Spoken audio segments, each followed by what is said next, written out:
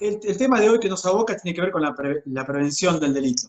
Y en realidad es un tema que hace muchos años que lo vengo manejando. Tuve la oportunidad en el año 2004, 2005 y 2006 de estar como asesor de la Comisión de Seguridad del Consejo Deliberante de mi ciudad. Y a partir de ahí trabajé mucho los programas de prevención del delito, que en ese momento, estamos hablando de ese año, uno de los mejores países que venía trabajando en el área era Colombia, porque cambió radicalmente. Ellos en 10 años hicieron un cambio muy radical, en donde pudieron disminuir, por ejemplo, las muertes que tenían en su país. Tenían 80 muertes cada 100.000 personas, la redujeron a 35 y aumentaron un 400% la detección de delincuentes, entre otras cosas más. Todo ese cambio que tuvo Colombia en aquel momento había sido por un trabajo en conjunto, por supuesto, desde la seguridad ciudadana, lo que tiene que ver con el aparato del Estado, o sea, todas las estrategias y los trabajos que llevan adelante, pero tuvo que ver también con un trabajo dentro de la parte civil, o sea, dentro de las organizaciones no gubernamentales y las organizaciones privadas, y concretamente individual, o sea, la participación ciudadana. Entonces, lo que es prevención de delito tiene un macro que tiene que ver con una estrategia y un trabajo de política de Estado, desde el Estado, con todas las instituciones, ¿sí? Con diferentes corrientes. En lo particular, a mí me gusta más la corriente de la seguridad ciudadana, que aborda a un trabajo integral entre lo que hablamos recién, un trabajo y participación ciudadana y un trabajo del Estado. Y nosotros mismos, ¿no? O sea, cómo podemos llegar a participar. La charla de hoy va a nosotros, o sea, ninguno de los que estamos acá vamos a decidir cuál es la política de Estado en función de lo que tiene que ver con la prevención del delito. Entonces, sí tiene que ver cómo nosotros, como un ciudadano común, podemos evitar ser víctima de un delito. A eso va concretamente la charla. Esta charla la fui organizando a través de los años y va cambiando con diferentes aspectos, y principalmente basándome en estudios científicos, o sea, con soporte universitario, generalmente de universidades de psicología, para trabajar y ver el comportamiento, ¿sí?, de las personas que se dedican a delinquir, y por otro lado el comportamiento de las personas que son víctimas de situaciones agresivas. Entonces, en función de eso, la idea es entender algunos conceptos básicos que son importantes poder comprenderlos, y a partir de ahí ver qué hacemos, ¿no? Porque en concreto lo que tenemos que ver es qué herramienta tenemos para poder evitar ser víctima de un delito. Creo que eso es el punto más vulnerable. Sí, antes de comenzar la presentación, debemos entender, ayer esta charla se la di a los instructores de nuestra organización y a los que estamos participando, desde el punto de vista de instructores, ¿no? Porque ellos o nosotros trabajamos concretamente lo que es la prevención del delito a través de las áreas de capacitación que damos. Entonces, una cosa que hablamos de manera muy concreta es cómo nosotros, o sea, tenemos la responsabilidad de participar y cómo nosotros podemos participar. Entonces, ¿cuáles son las herramientas que tenemos? Bueno, eso es lo que vamos a ver. Vamos a primero ver algunas cosas que son importantes que sepamos. O sea, hay algunas definiciones, ¿no? No voy a hablar de historia ni nada de esas cuestiones, porque tenemos poco tiempo, pero algunas cosas que tenemos que conocer, ¿sí? Algunas palabras que se hablan mucho, inclusive en los medios, y a veces no se conoce o no se habla de manera correcta, y es importante tener identificado. Entonces, lo que vamos a abordar, el tema que vamos a abordar concretamente, es la prevención del delito, ¿no? O sea, lo que es la prevención del delito. Y como les dije, tiene varias aristas, muchísimas aristas lo que es la prevención del delito. Pero nosotros lo vamos a ver desde el punto de vista ciudadano. Y desde ahí primero necesitamos desglosar estas palabras. Entonces, simple, ¿no? Prevención del delito. ¿Qué es delito? Delito es cualquier acción que rompe una norma, una regla. O sea, cualquier acción que está tipificada como delito, ¿no? Entonces, delito hablamos de eso, o sea, cualquier acción que va en contra de las normas que tiene una sociedad. Prevención, si podés, perdón Damián, ahí fijarte quién está abierto.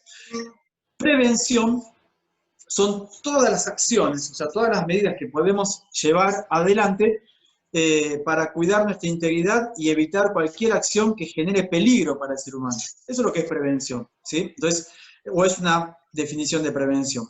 Pongo acá los guantes y el barbijo porque es algo que todo el mundo va a identificar en función de lo que nos está pasando en este momento, ¿no? Que sabemos que las medidas preventivas es poder poner barreras, cuando uno habla de bioseguridad, y acá tenemos las barreras, ¿no? Como una imagen de lo que es prevención. Entonces, concretamente, si hablamos que delito es cuando alguien rompe una norma de la sociedad, y prevención es tomar acciones para cuando hay un riesgo para nuestra integridad física o emocional, justamente la prevención del delito son todas aquellas acciones, ¿sí?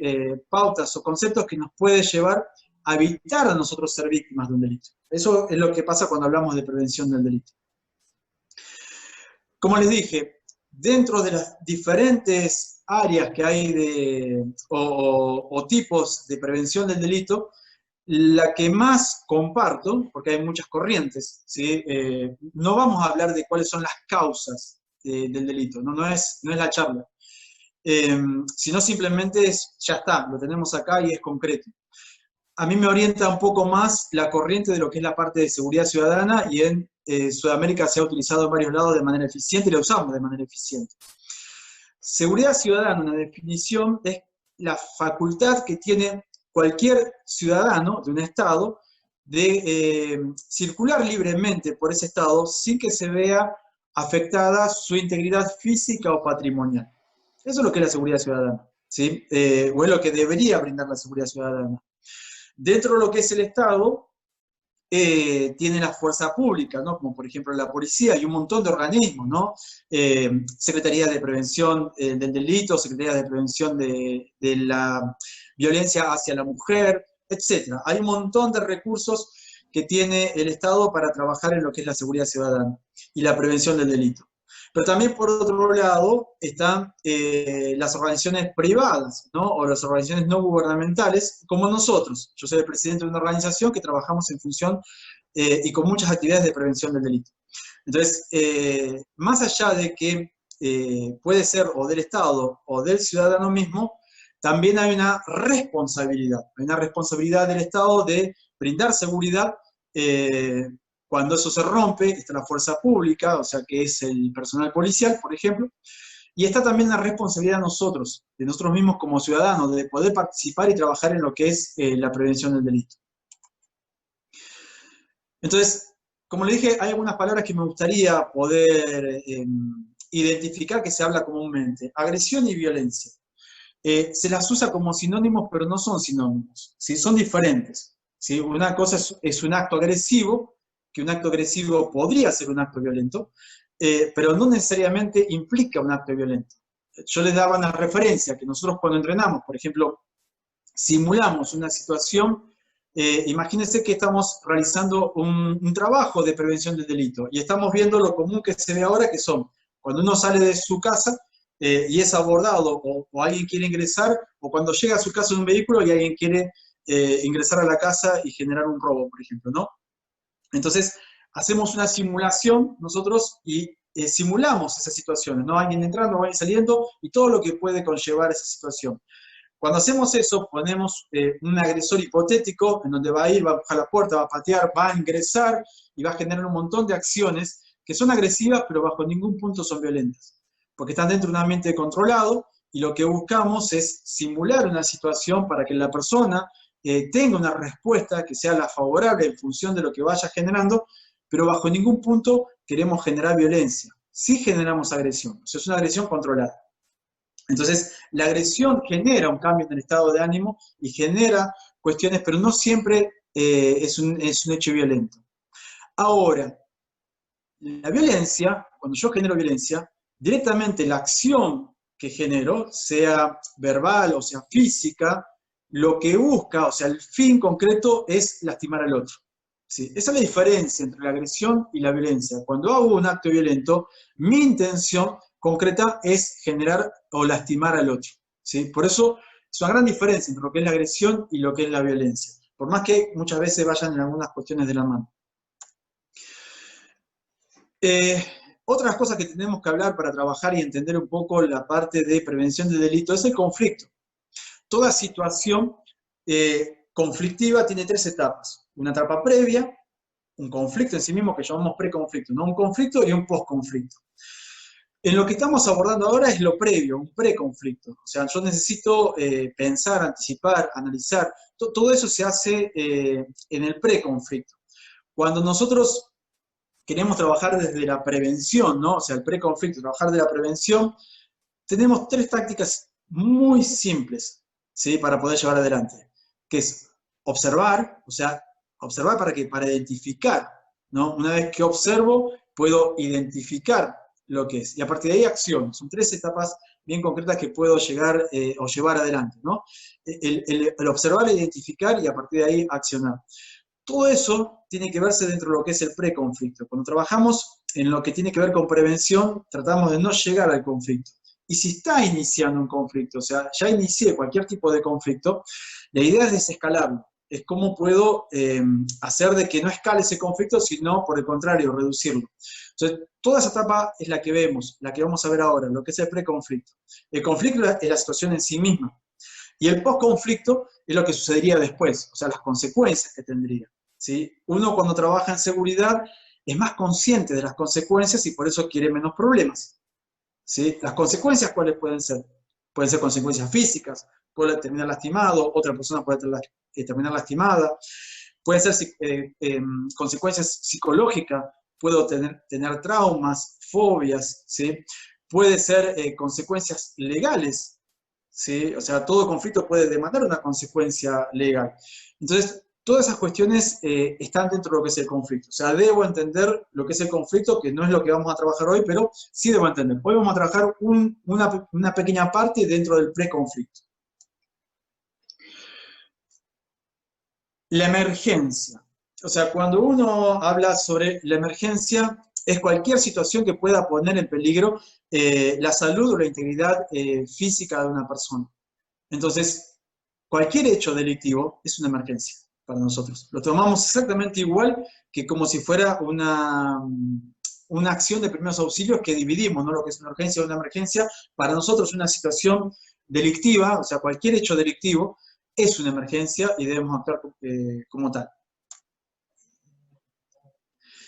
Bien, y antes de meternos de lleno en lo que tiene que ver con la prevención del delito, lo último es, y esto lo compartimos con ustedes, ¿cuál es nuestra visión de la defensa personal? O sea, ¿cómo definimos nosotros? O sea, ¿cómo definimos en palabras lo que es la defensa personal, que es una de las áreas a las cuales nos dedicamos? Entonces, desarrollamos un término específico que explica, y en la palabra está qué es lo que es para nosotros la defensa personal. Entonces, como dice acá, esperen un segundo, cachico, eso. Como dice acá, es ese conjunto de técnicas y tácticas con o sin armas destinadas a prevenir, impedir o repeler una agresión hacia sí o hacia terceros, realizada dentro de los límites de la normativa legal vigente de cada país, ¿no? Entonces, si observamos esta definición, va a generar un conjunto de todo lo que tenemos que tener en cuenta a la hora de hablar de defensa personal. Es un conjunto de técnicas y tácticas. O sea, técnicas serían las maneras en que nosotros hacemos las cosas. O sea, de qué manera hacemos algo, ¿sí? Táctica es cómo llevamos eso a cabo, ¿sí? O sea, las técnicas van a involucrar los protocolos y todas las acciones que voy a hacer, y la táctica de qué manera la voy a hacer. La táctica para nosotros es cómo llevar adelante lo que queremos con el menor costo posible en el menor tiempo posible, ¿sí? Entonces, con o sin armas, porque por supuesto si hablamos de prevención del delito, eso lo vamos a ver, que van involucradas, y como dice ahí, destinadas a prevenir y a impedir. ¿Qué es lo que vamos a abordar ahora? ¿No? Porque yo no quiero defenderme físicamente. No quiero llegar a tener que defenderme con las manos, o tener que desarmar a una persona, o tener que ponerme a luchar con varias personas si me quieren lastimar. Lo que quiero es prevenir todo eso, es lo más inteligente, o sea, es evitar llegar a toda situación que es más crítica, ¿sí? O repeler esa agresión. Puede ser hacia mí o hacia otra persona, mis hijos, mi familia, un amigo. Y por supuesto, realizada dentro de la normativa legal vigente. O sea, debo saber qué es lo que está permitido y qué es lo que no está permitido, hasta dónde me ampara la ley en mis acciones y hasta dónde no me ampara. Que ustedes ya tuvieron, o por lo menos los que participaron de otras reuniones, cuestiones legales. Bien, ahora sí nos vamos a meter de lleno en lo que considero el punto más importante a la hora de trabajar la prevención del delito. ¿Sí? Este es un cuadro que tiene ya unos cuantos años que lo vengo llevando adelante, y creo una de las consideraciones más importantes a la hora de evitar ser víctima de un delito. ¿Sí? Porque si hablamos de prevención del delito es que yo quiero prevenir, no quiero ser parte de un hecho delictivo. Entonces, esto es muy importante y es quizás el centro de muchas cosas que vamos a hablar.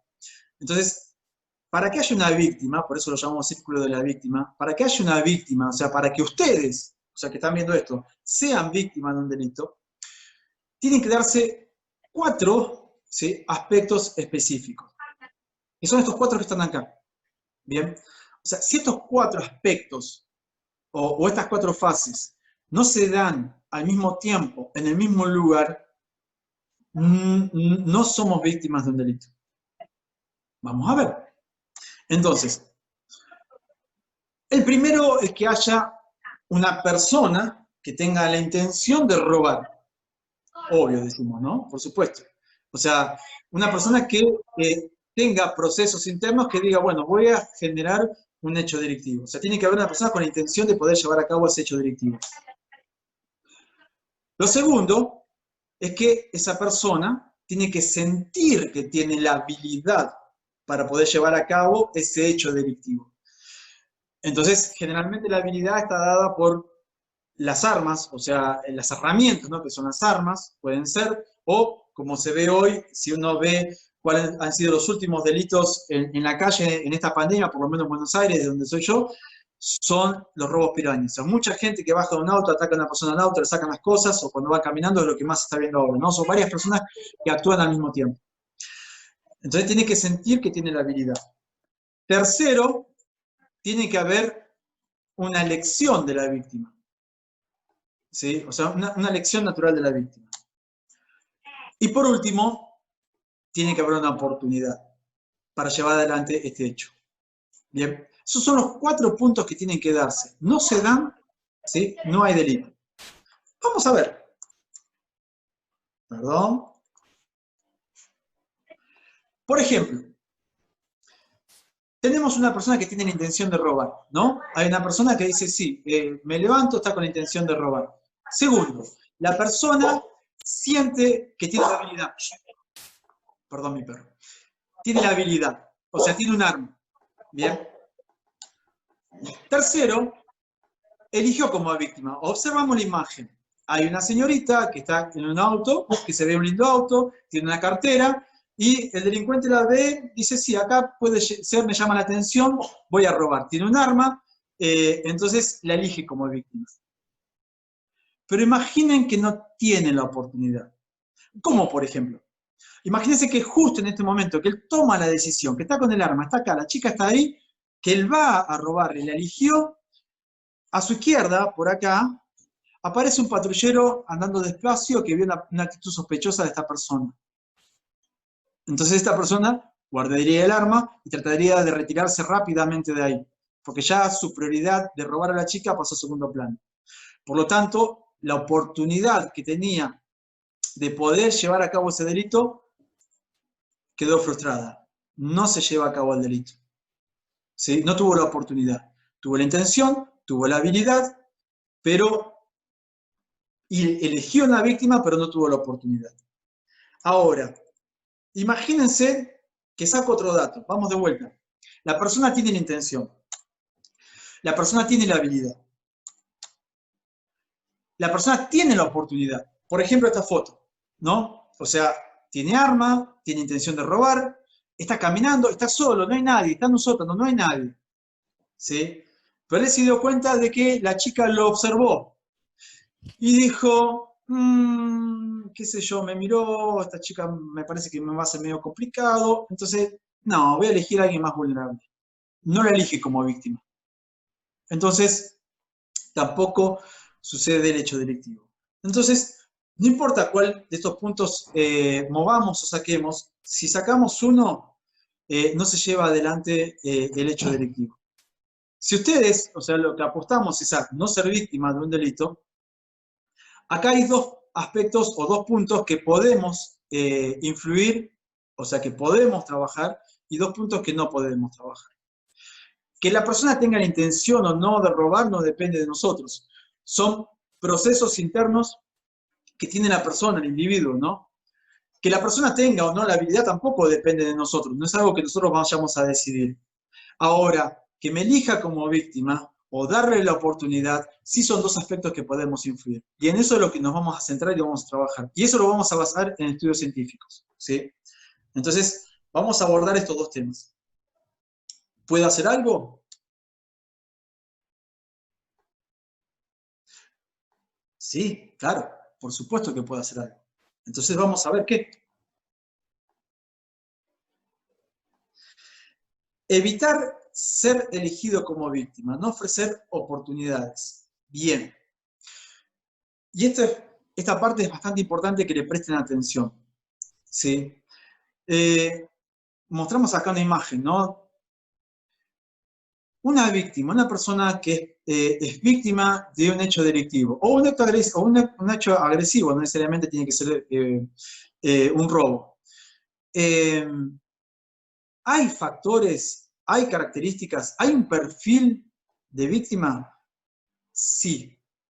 ¿Sí? Hay perfil de criminales, por supuesto, hay perfiles criminales. Está perfectamente identificado cuáles son varios perfiles criminales. Pero también hay perfiles de víctima. Y para eso me voy a basar en dos estudios, ¿sí? El primero es bien simple. Lo realizó en la Universidad de Psicología de Estados Unidos y el estudio es muy sencillo, ¿sí? Lo que se hizo es, dentro de un medio carcelario, o sea, un servicio penitenciario, una cárcel, a los internos se les pasó en el comedor 3 videos, ¿sí? Y se les pidió a ellos generar una encuesta para poder auditarlos.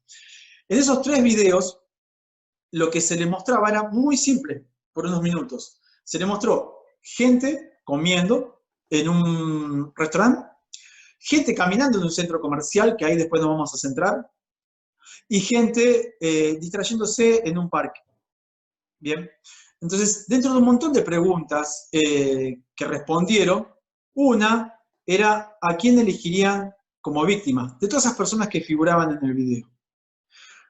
Cuando auditaron todo esto, lo que se dieron cuenta eran que las personas seleccionadas eran siempre las mismas. Y si ven, por un lado estaban estudiando el perfil criminal, se dieron cuenta, y por eso estamos hablando de perfil de víctima, de que las víctimas en diferentes tipos de medios carcelarios y diferentes tipos de perfiles criminales eran las mismas. Entonces empezaron a analizar qué tenían de particular esas víctimas, ¿sí? Y ahí nos daba el perfil de la víctima. O sea, ¿qué tenían de particular? Dos cosas concretas, ¿sí? Una era que tenían algo para ofrecer, o sea, algo que era interesante, ¿no? O sea, que les parecía interesante, o algo que les llamaba la atención para robar, o sea, que tenía que ver más con la parte de ostentosidad, ¿no? Pero otra tenía que ver concretamente con la manera en que vestían, ¿sí? Y con la conducta que veían, cómo se veía, más que la conducta, el aspecto de la persona, ¿sí? ¿Cuál es el aspecto que se veía? Un aspecto más vulnerable.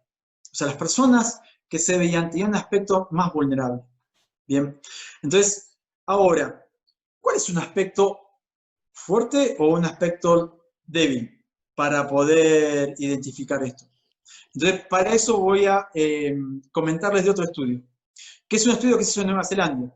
Lo hizo la Universidad de Canterbury, de Nueva Zelanda. Entonces, es un estudio muy interesante.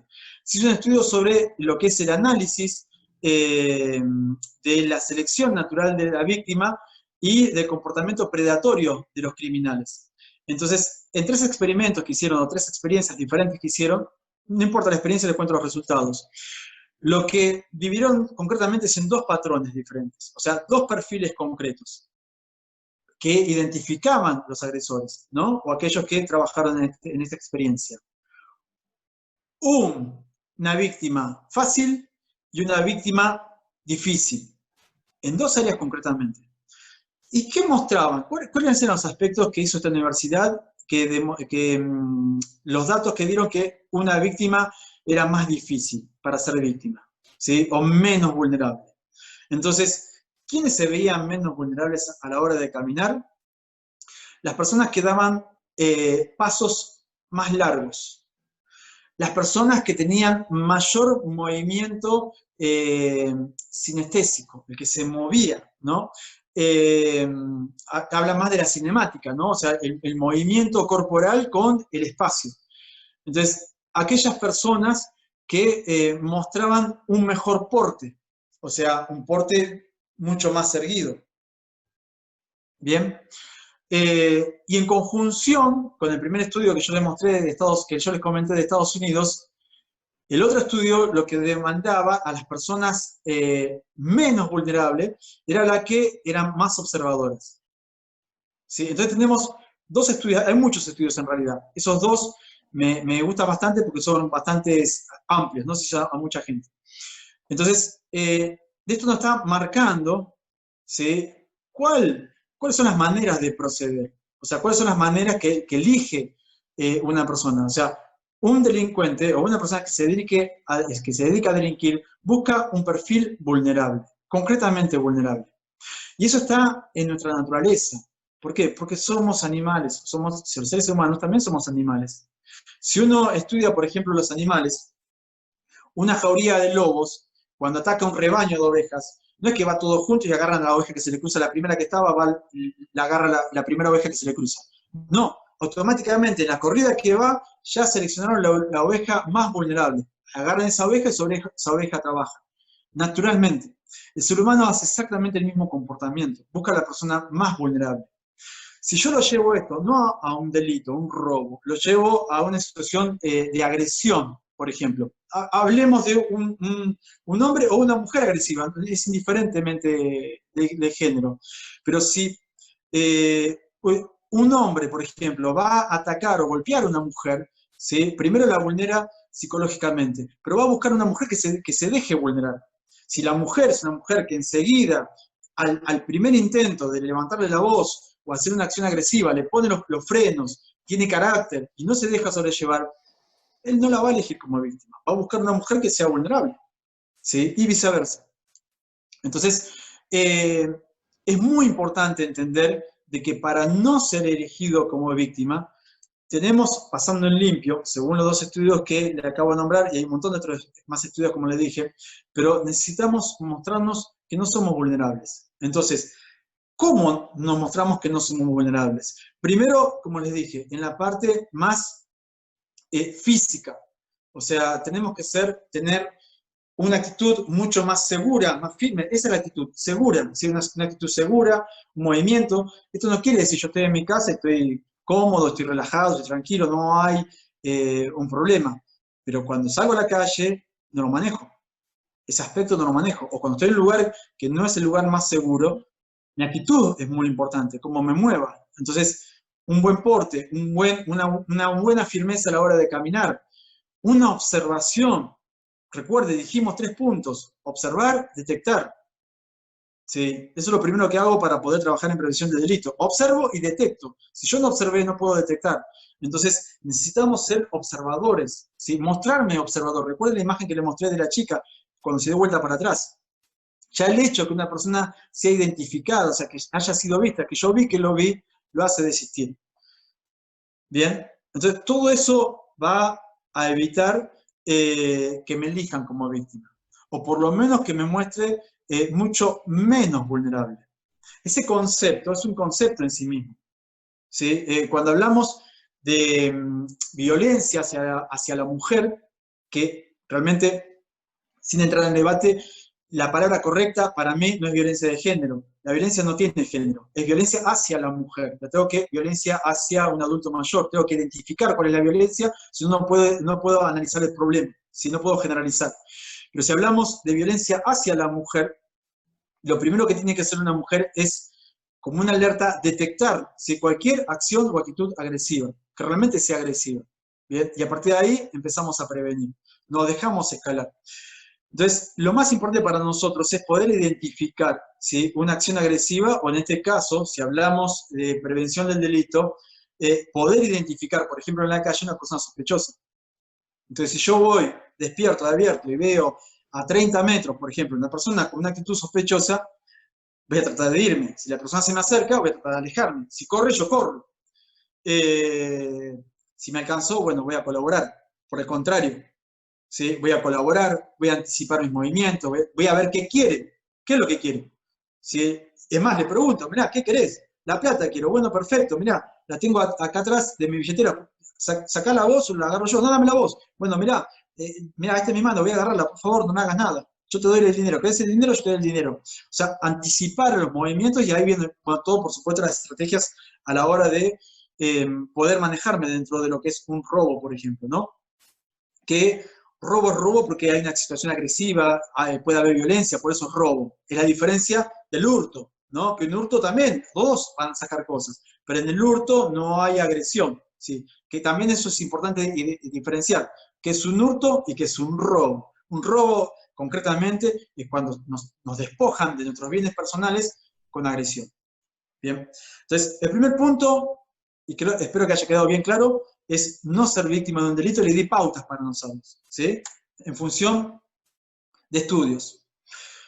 Todo lo que estamos hablando ahora, ahora vamos al segundo, que es la oportunidad. Pero estamos hablando de que para trabajar en lo que tiene que ver con prevención del delito, el 90% es eso, es prevención. El 5% es la acción física, la táctica, la técnica y la estrategia, que es lo que entrenamos nosotros físicamente. A mí, que toda mi vida entrené, me apasiona. Voy al gimnasio, entreno, mañana nos juntamos a entrenar, estamos entrenando 5 veces por semana con otros instructores, 4 físicas y 1 teórica, y entrenamos felices. Si entrenamos felices, le pegamos a la bolsa o lo que tengamos, y nos movemos, y practicamos técnicas, y nos gusta, porque nos gusta. Eso concretamente nos hace físicamente sentirnos sanos, físicamente sentirnos fuertes y físicamente mostrar otra imagen hacia el entorno, ¿no? Pero la aplicación de eso es solamente el 5%. No enseñamos a nuestros alumnos que si pasa algo en la calle, por más que hace años que entrenen con nosotros, ni siquiera los instructores, que hace más de 10 años que entrenan con nosotros, se defiendan. Le enseñamos a poder identificar amenazas, a poder detectar personas sospechosas y poder anticiparse. Le enseñamos a alejarse o alejar de su vida a personas agresivas, ¿sí? O personas conflictivas, a generar vínculos, ¿sí? Que sean sanos, seguros. ¿Sí? Eso es lo que enseñamos. Y entrenamos porque nos gusta.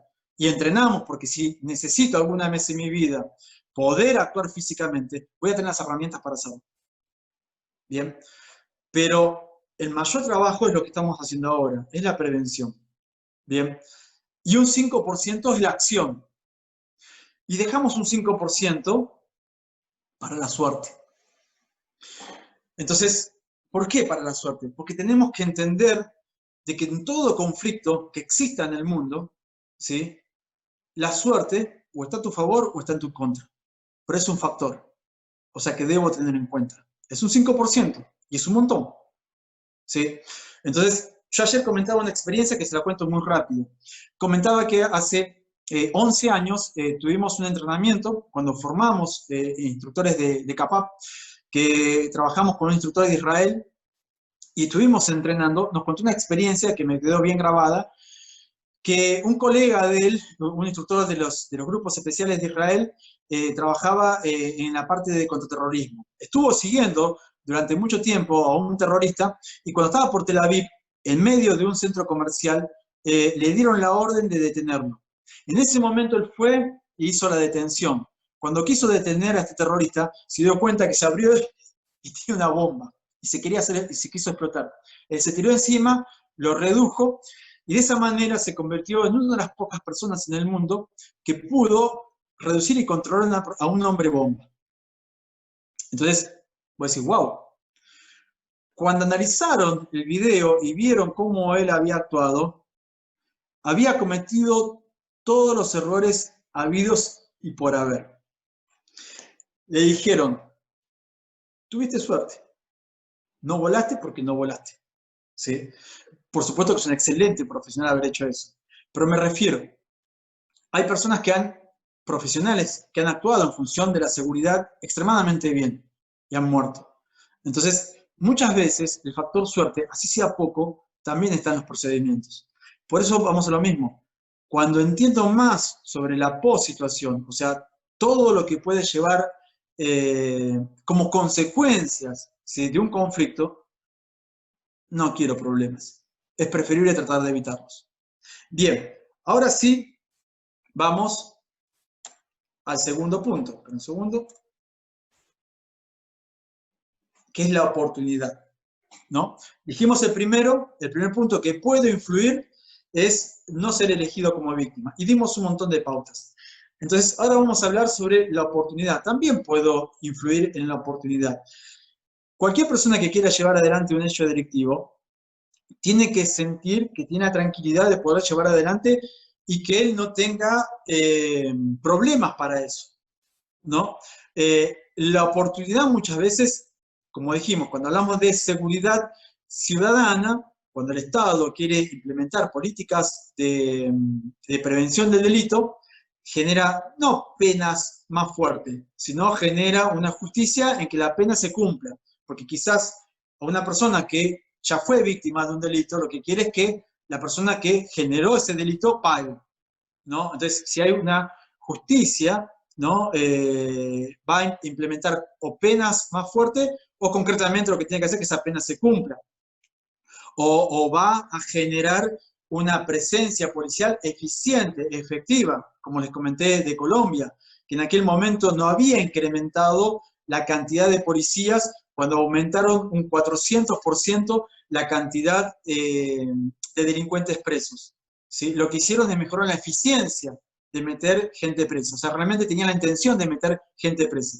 Entonces, todas esas son políticas que empiezan la parte delincuencial a cuidarse. Dice, no, está más jodido, tenemos que cuidarnos.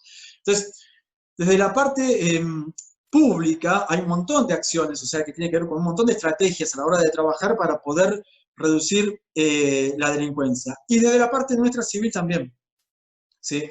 O sea, entonces, para no darle la oportunidad, ahí entran todas las que son medidas preventivas, ¿sí? Si yo, por ejemplo, hablo de mi casa y yo sé que hoy, por ejemplo, uno de los problemas es que cuando una persona ingresa a su domicilio, puede ser que venga, te quieran robar cuando estás ingresando al auto, entonces voy a tomar medidas preventivas en función de eso. Yo digo, bueno, es un problema hoy en mi barrio, mira, mi vecino le quisieron entrar cuando llegó a la casa, el vecino de la vuelta también, bueno, voy a tener que empezar a tomar medidas preventivas. ¿Cuáles? Bueno, voy a iluminar bien, que si es por la noche que está sucediendo eso, quiero que la iluminación de la entrada de mi casa sea amplia, que voy a ver los arbustos, que no haya arbustos donde las personas se puedan esconder y esperarme y sorprenderme. Voy, si tengo un portón que quizás abre muy lento, voy a cambiar el motor y voy a poner un motor de apertura y cierre rápido. Voy a trabajar sobre estrategias. Si yo no tengo un portón, lo tengo que bajar a abrir, voy a hablar con alguien de mi casa para que me lo abra, llamo y ingreso. Voy a agarrar y cuando estoy llegando a mi casa voy a observar bien, veo algo sospechoso, sigo de largo, ¿sí? O sea, voy a empezar a tomar, como por ejemplo, un montón de medidas para que eso no me pase a mí, ¿sí? Y a partir de ahí tiene que ver con eso, o sea, las oportunidades tienen que ver con eso. Como ayer también comentaba, miren esta foto, si observamos la foto, una persona camina solo ahí. Y yo ayer les comentaba esto, imagínense que esa persona fue a una reunión acá, en este lugar donde estaba ahora. Y este lugar era un centro comercial.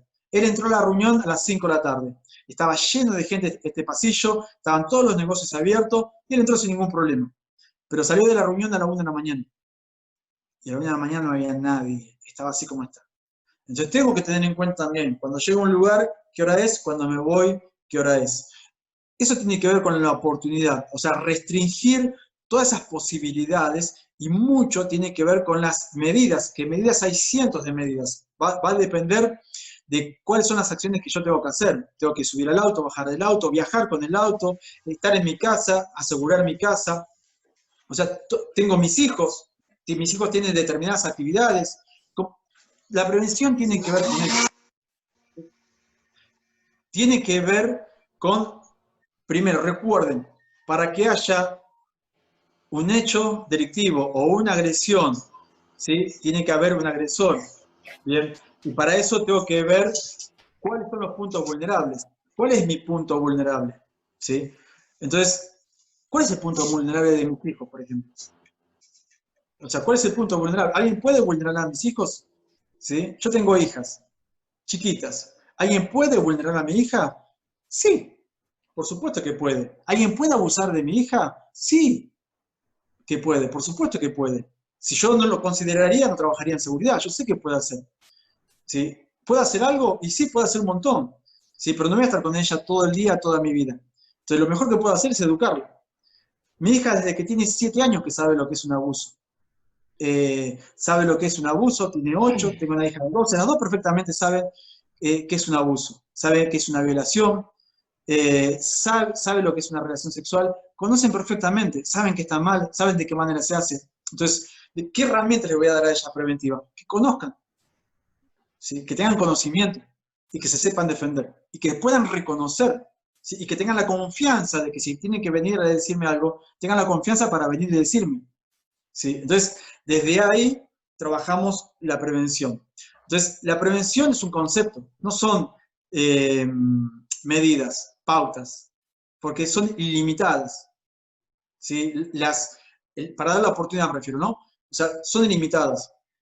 Cuando nosotros generamos trabajos, o yo que doy charlas, este tipo de charlas a comunidades o a familias, más allá de darle esta misma charla que les doy a ustedes, generamos un plan de seguridad específico y eso va acorde al estilo de vida, a las edades y un montón de variables, porque hacemos un análisis de riesgo concreto.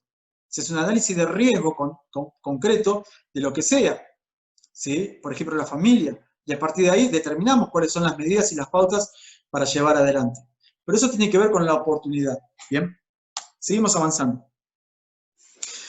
Como resumen, dijimos que podemos influir en dos cosas, dos no. ¿Sí? O sea, que una persona tenga intención, un grupo de personas, en llevar a cabo actos delictivos, o que tengan la capacidad para poder hacerlo, no podemos influir. Pero sí podemos influir en ser elegidos como víctima y en darle la oportunidad. Y para eso tenemos que analizar dos cuestiones concretas. Individuos, o sea, tenemos que analizar individuos. Cuando voy en la calle, recuerda que hay un montón de personas que se dedican a delinquir, ¿sí? Analizar esas personas, ¿sí? En los vínculos familiares, amistades, ver dónde hay un vínculo positivo o un vínculo negativo y alejarme simplemente. Yo quizás tengo familia y por respeto uno trata y lo trata bien y lo va a respetar, pero no voy a generar un vínculo afectivo importante si alguien es agresivo, ¿sí? O por el contrario, si tengo las herramientas, capaz que le voy a ayudar. O si no tengo las herramientas, le voy a aconsejar o le voy a decir para que busque ayuda para poder solucionar el problema, si es que le interesa.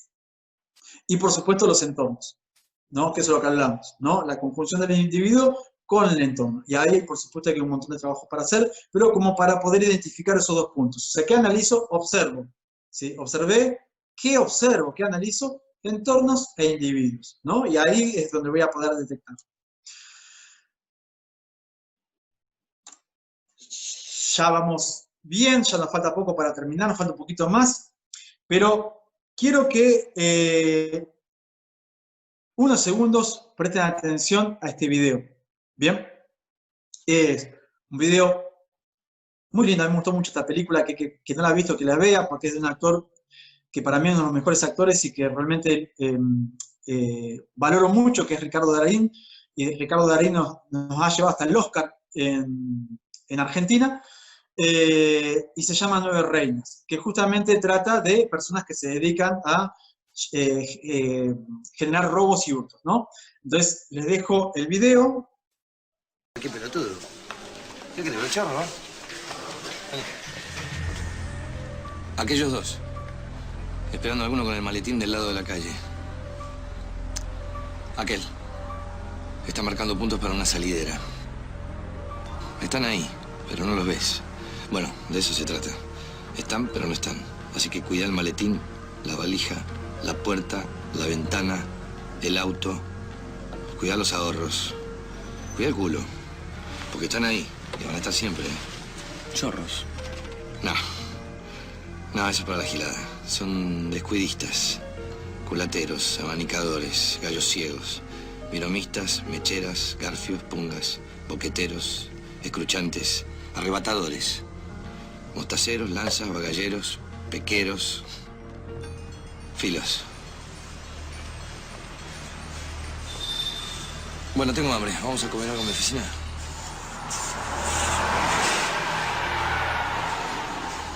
¿Qué te pasa?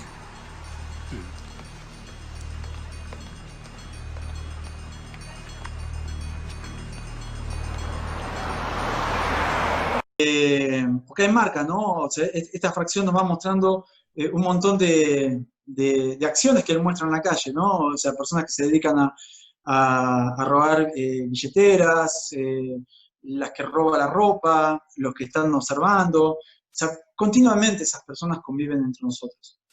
Yo me dedico a la seguridad. Y seguridad es sinónimo de tranquilidad. Una persona cuando está segura está tranquila. ¿Sí? En todos los aspectos de la vida.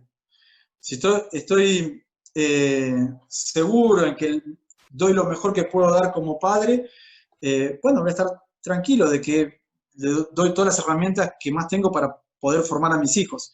Si tengo la seguridad de que en mi casa estoy seguro y estoy tranquilo, bueno, voy a estar, eso es lo que me da la seguridad, es tranquilidad, eso es lo que buscamos. Pero también hay un montón de personas del otro lado que generan inseguridad. O sea, por un montón de cuestiones, como les dije, no es lo que vamos a analizar, por qué la gente hace lo que hace, ¿no? Pero sí sabemos que lo hace. Entonces, lo que nosotros necesitamos es trabajar desde el otro lado, o sea, que no nos pase a nosotros o a nuestros hijos, ¿no? Entonces, vamos a avanzar un poco más, muy rápido. Acá hay 3 cosas que son importantes a la hora de trabajarlas, que no vamos a profundizar mucho. Ya vimos lo que podemos trabajar. Pero hay algo importante. Hay que entender de que toda situación conflictiva, ¿sí?, tiene una gran carga emocional. O sea, hay una gran carga emocional. Entonces hay cosas muy importantes que vamos a trabajar. No estamos trabajando sobre el conflicto en sí mismo. Estamos trabajando en la prevención. Pero aunque sean unas mínimas herramientas, tenemos que hablar. Lo primero que tenemos que hacer si estamos frente a una situación conflictiva, o sea, una situación, por ejemplo, un robo, como dijimos, y si es un robo es porque hay cierta agresión o violencia dentro de ese robo. Lo más importante es tratar de mantener la calma. Eso es súper importante. Porque si no mantengo la calma, voy a reaccionar por impulso, que es lo que hace un adolescente. No reacciona por impulso. Uno sí tiene que identificar una actitud adolescente es cuando reacciona por impulso. Uno cuando es adulto piensa las cosas. Por ahí tiene ganas de hacer algunas cosas, pero lo piensa y dice, no, no corresponde, no lo voy a hacer. Lo piensa 2 veces, entonces como uno dice, bueno, respiro, por supuesto. Entonces, lo más importante, si estoy frente a una situación crítica, imagínense una amenaza con arma de fuego con un cuchillo. Lo terrible que es la presión que uno puede llegar a sentir ahí. De hecho, nosotros, así seamos expertos desarmando un arma de fuego, bajo ningún punto de vista desarmaríamos a una persona. Por más que sea un chico de 14 años y que no pueda ni sostener el arma, por las consecuencias que eso puede traer, ¿sí?, salvo que mi vida está en riesgo. Entonces, lo más importante es mantener la calma. Entonces, ¿cómo hago para mantener la calma? Bueno, la primera acción es respirar, ¿sí? Es muy importante respirar. Entonces, cuando una persona dice se bloqueó, ¿no?, quedó bloqueada, mayormente no respira, queda ahí, suprime la respiración. Si no hay respiración, no hay circulación de sangre al cerebro, no hay procesos correctos a la hora de analizar, recuerdo lo que hablábamos al principio. Por eso, para tener un mejor análisis, tiene que llegar oxígeno a mis células y principalmente a mi cerebro. Y para eso es importante respirar. ¿Sí? Entonces, lo primero que hago es respirar. Segundo, necesito una regulación emocional. ¿Qué quiere decir? Una regulación emocional es identificar esa emoción que siento y poder controlarla. ¿Sí? Ahí nos vamos al segundo punto. O sea, para poder controlar, necesito validar. Y esto hay que entrenarlo. ¿Sí? ¿Cómo hay que entrenarlo? Muchas veces uno pensaba, ¿no?, antes, hoy hay muchos estudios y muchos profesionales, gracias a Dios, nosotros tenemos un grupo de profesionales maravillosos que podemos estar consultando continuamente para desasnarnos y aprender. Antes se pensaba que una persona fuerte es aquella que no demostraba sus sentimientos, ¿no? O sea, es una persona fuerte, firme, y por el contrario, está demostrada que una persona fuerte es aquel que puede o tiene la capacidad de demostrar un sentimiento. Porque la persona que no demuestra sus sentimientos no es que es fuerte, tiene miedo a esos sentimientos. Le tiene miedo, por eso no los demuestra. En cambio, una persona que es fuerte no tiene ningún problema en poder demostrar un sentimiento. Porque sabe que lo que siente y confía en lo que es él. Entonces, es muy importante validar esos sentimientos. Entonces, si nosotros queremos validar un sentimiento propio y un sentimiento del otro, porque estamos hablando de emociones, ahora vamos a hablar, no estamos hablando de, no quiere decir que no los haya, pero ni de alegría, ni de felicidad, estamos hablando de otros sentimientos dentro de una situación agresiva, ¿no? Entonces, necesitamos que haya una educación en la validación de los sentimientos, ¿sí? En donde uno pueda aprender a manejar los sentimientos. Imagínense que ustedes tienen un hijo, ¿sí? Y ese chico se tropieza y se golpea y se lastima y llora, ¿bien? Entonces, yo como padre le digo, no llores, sos hombre, no llores. Lo que estoy haciendo es reprimiendo su acción. Y si llora mucho, imagínense que él no se hizo nada, pero llora exageradamente, ¿no? Llora porque parece que lo están matando, que es muy común de los chicos, y no se hizo nada. Y yo, por el contrario, lo castigo, ¿no? O sea, lo reto. Él va a tener una apreciación negativa de esa emoción que él está sintiendo. No hay una validación emocional, no hay una regulación emocional. Si muy por el contrario, yo lo acompaño y digo, ¿qué te pasó? No, me caí, bueno, no te hagas ningún problema, bueno, no, esto lo vamos a curar, ¿para que lo curamos? No, pero me duele, y sí, por supuesto que te duele, por supuesto que te va a doler, si mira el golpe que te diste, pero no te hagas ningún problema, para que te curamos y vamos. Y él procesa esa emoción que es, y es mucho más fácil después poder trabajar esa persona emocionalmente frente a otras situaciones de frustración. Entonces, si a mí me quieren robar y me están sacando lo que yo más quiero, que es mi plata, mis cosas, o lo que tenga de un valor, por ejemplo, ¿no? Tengo que aprender a desprenderme de eso y que no me genere una emoción muy fuerte y a poder transitar esa emoción lo mejor posible. Y al mismo tiempo, si yo puedo identificar mis emociones, va a ser más fácil identificar las emociones del otro. Porque muchas veces, para poder, inclusive, conversar con un delincuente, si tengo que tratar de generar cierta empatía. Y voy a decir, ¿qué empatía voy a tener con un delincuente? Bueno, pero en ese momento necesito generar cierta empatía para que, volvemos a lo mismo, ese conflicto no crezca. ¿Sí? Poder decir, mira, está bien, yo sé que te ganás la vida así, pero yo no quiero problemas, no me hagas nada, yo te doy lo que vos querés, querés el dinero, lo tengo acá. Y ahí empezar a generar todo eso. ¿Sí? Entonces uno dice, pero ¿cómo hago todo eso de momento? Entrenando. O sea, como todo lo que hacemos en la vida. Aristóteles, y siempre digo, voy al mismo ejemplo, decía, el hombre aprende a hacer casas haciendo casas. Nosotros aprendemos de la vida viviendo. Bien, el asunto es cómo decidimos vivir. Entonces, es importante que cuando hablamos de una situación delictiva, podamos saber y entender todo lo que conlleva eso, pero también la parte emocional, por eso quería, aunque sea, conversarlo y entender el miedo, por ejemplo. El miedo no es ni bueno ni malo. El miedo es un mecanismo de defensa que tiene el ser humano para protegernos. Si a mí me van a abordar o yo veo que hay una persona sospechosa y me da miedo, es totalmente normal que me dé miedo. Porque a mí justamente es un mecanismo de supervivencia. Pero es información. Por algo me da miedo. Entonces, analizo, veo, sí, no, esto es peligroso, mejor me voy para otro lado. Llego a un lugar, veo algo que me provoca, bien, doy atención. Bien, y a partir de ahí actúo. Lo mismo, observo, detecto, actúo. Tomo acción, ¿sí? Para eso sirve el miedo.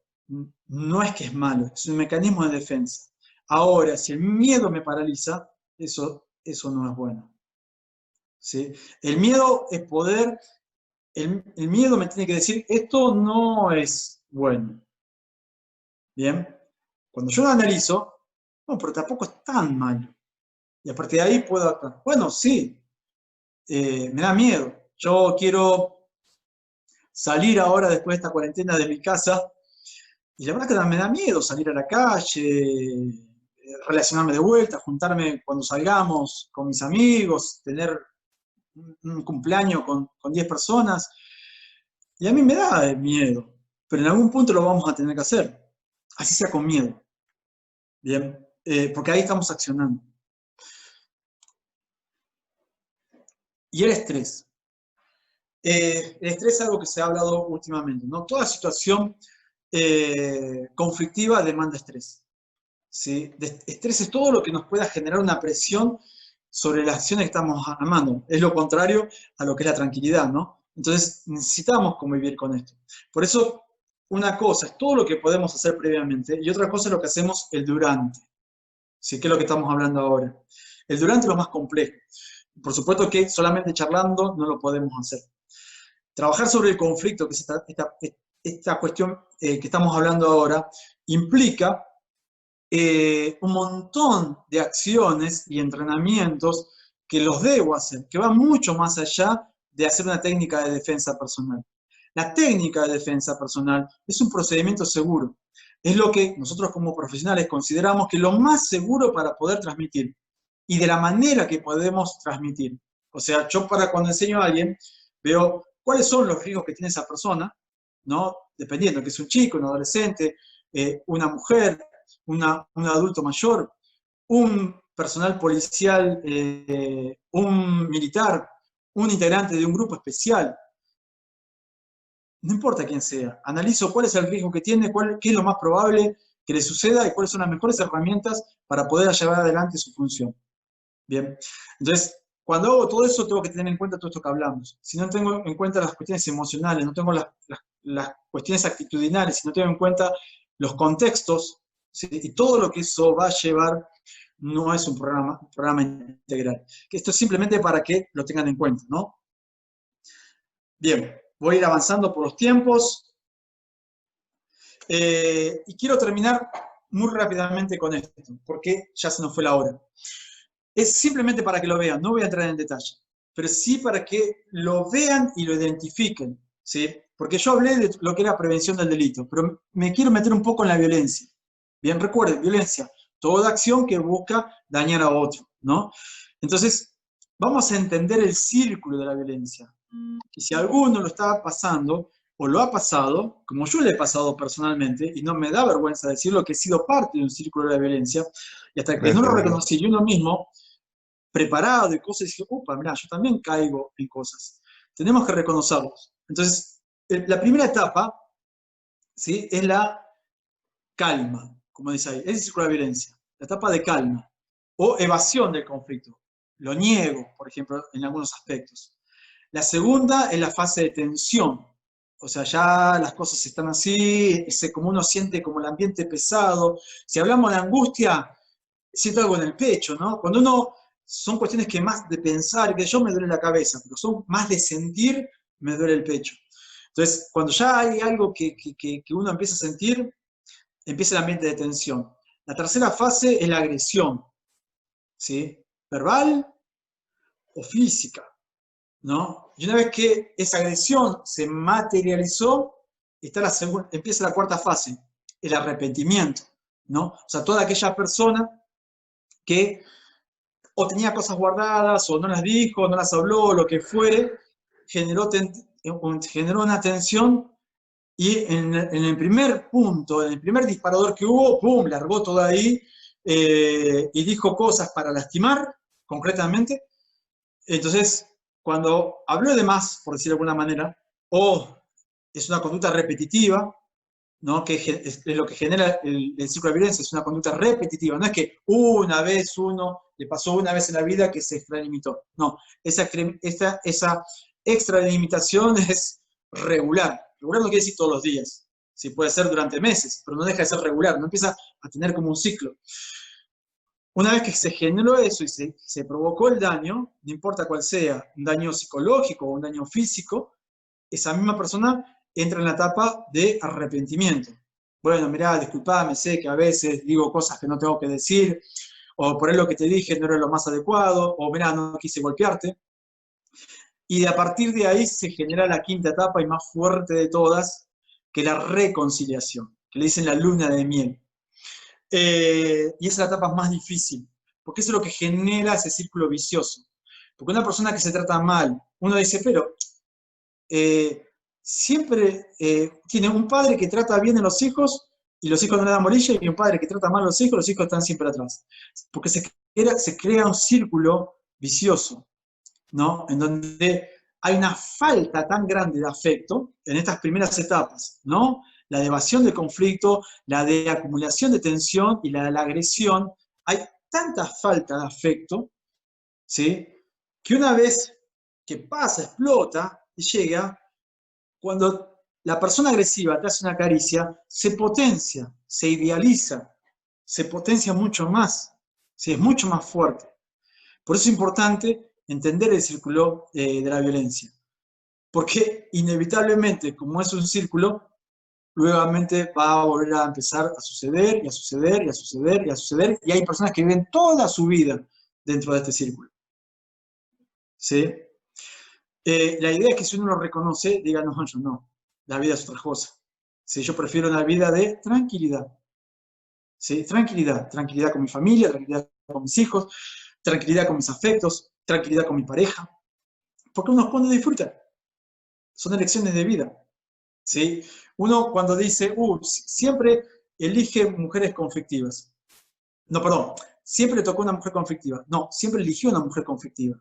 Siempre estuvo con hombres conflictivos. No, siempre eligió hombres conflictivos. ¿Sí? O sea, nosotros elegimos. Como hay una selección natural de víctimas, recuerda, el delincuente elige. Bueno, también una persona elige los vínculos conflictivos. Y hasta que no entendemos eso, no podemos cambiarlo. Entonces, me parecía una parte importante para poder trabajar. Y simplemente de manera muy rápida, no voy a parar en esto, sí es importante, y acá hablamos del conflicto en sí mismo, y con esto voy a terminar, identificar la fase del enojo. Y acá lo pongo por fases. Cambié. Antes hablaba de emociones. Hablaba de enojo, hablaba de bronca, hablaba de ira, hablaba de furia. Hoy prefiero hablar de enojo solo y hablar de fases, para poder identificarlo mejor. Cuando estoy acá, en la tercera fase, que es la agresión, ¿no? La fase de tensión y la fase de agresión, simplemente tengan en cuenta dos cosas. Y observen. La primera fase es enojo. ¿Sí? Un enojo. Cuando uno dice algo, nosotros nos enojamos todo el tiempo. Yo me enojo. Hay algo que no me gusta y me ha pasado. Me enojo. Hay algo que me cae mal y me enojo. Es normal. Recuerden lo que habíamos hablado hoy. Validación de la emoción. ¿Sí? Tenemos que reconocer que a veces nos enojamos. Hay cosas que no nos gustan y nos enojamos. ¿Sí? Entonces, es una fase que cualquiera puede estar. Y la tengo que reconocer. Que si algo no me cayó bien, me enojo. Entonces, ¿por qué reconocemos una primera fase del enojo? Es porque estamos conversando con alguien, estamos hablando y la persona cambia de actitud, te mira diferente, cambia ese estado de ánimo. Esa sería como la primera fase. ¿Qué haría ahí? Bueno, veo, si yo estoy en una discusión, estoy hablando, bueno, puedo pedir una disculpa, digo, mira, disculpame, no lo quise decir con ese tono, cambio mi actitud, veo que algo que lo que estoy diciendo no está de la mejor manera, o sea, la identifiqué y puedo, en consecuencia, poder actuar. La segunda fase de ese enojo es cuando la persona ya no puede controlar su emocionalidad. O sea, es tanto el enojo que siente que necesita corporalizarlo. Es cuando la persona se empieza a mover, que dice, no, no puede ser, porque a mí, mira lo que me dijiste, o sea, mira lo que me haces, o sea, empieza a mover, a gesticular. ¿Y qué me está diciendo esa persona? Que ese enojo que siente ya no lo puede contener. Y no lo puede contener porque su cuerpo lo está expresando. ¿Sí? Yo lo estoy mirando. Entonces, si estamos en la segunda fase, por supuesto, esto lleva a un trabajo mucho más amplio, ¿no? Pero por arriba, simplemente, buscaría tomar un poco de distancia, poder empezar a trabajar sobre un protocolo que tenemos nosotros, que es poder bajar los decibeles, ¿no? Que mantener la calma, buscar empatía, y a partir de ahí generar un montón de herramientas de resolución de conflictos para poder reducirlo. Pero esa es la segunda etapa. La tercera fase es cuando la persona ya no tan solo puede contener ese enojo, no que es tanto lo que siente, ¿sí? Que no lo puede controlar, sea porque no lo controla, sea porque tiene una alteración en su patrón de conducta, que golpea una puerta, una mesa. Acá les puse una foto que es bastante elocuente. Entonces, en ese momento, estamos en un momento donde la persona está en la tercera fase y es extremadamente agresiva. ¿Sí? Es una distancia donde tenemos que tomar, no se puede hablar más. Ya no es hora de conversar, no es hora de hablar. ¿Sí? Es hora de tomar distancia y cambiar las estrategias a la hora de trabajar. Y la última fase es la peor del ser humano. ¿Sí? Es cuando golpea, es cuando uno está en una etapa de furia. ¿Sí? Es a la peor etapa. O sea, cuando se llega a la cuarta fase, perdón, es la fase donde hay que ponerse a resguardo. ¿Sí? Depende cuál sea la función, ¿no? Depende cuál sea la función. Por ahí soy personal policial, también tengo que identificar de otro tipo de cosas y eso tiene que ver con la parte más de operaciones policiales, ¿no? En cómo voy a abordar ese conflicto. Pero yo necesito identificar en qué etapa está. ¿Sí? Y para eso lo identifico como todo lo que hemos hablado ahora, visualmente. ¿Sí? Por las acciones que hace la persona. Por supuesto, la cuarta fase es la peor del ser humano, desde que es capaz de golpear a una persona, empujarla, golpearla, hasta matar a una persona. Y la peor etapa es la fase del enojo. Y con esto vamos finalizando, ¿sí? Entonces, finalizamos con los conceptos básicos, que es lo que les dije apenas empezamos esta charla. 3 conceptos que le queden clarísimos, más allá de el círculo de la víctima, que era la intención, la personalidad, la elección de víctima y la oportunidad. 3 puntos fundamentales para trabajar en prevención. Observar, ¿sí? Descubrir y actuar. Siempre, en lo que sea. Son 3 cosas que tienen que acostumbrarse ustedes siempre, ¿sí? Observar, descubrir y actuar. Es muy importante. Y acá, esto se los paso, porque ya finalizamos. Recuerden que lo más importante para nosotros, y por eso trabajamos en seguridad, es tomar decisiones responsables. Porque siempre lo más importante es la familia. ¿Sí? Sea una familia como la foto, sea la familia que sea. Yo vivo con mis hijos y mi familia son mis hijos. ¿Sí? Cada uno tiene su forma de familia. Pero siempre lo más importante, todo lo que hacemos es para compartir con ellos. ¿Sí? Es para estar tranquilos y poder llegar y compartir día a día con lo más precioso que puede tener cada uno, que es su familia. Para eso es lo que está involucrada esta charla que armé, y espero haya sido de su agrado. Y ahora llega un momento que ya terminamos, y cualquier pregunta que sea con respecto a esto, o algo que sea relevante para los que estén mirando la charla, es el momento de hacerla.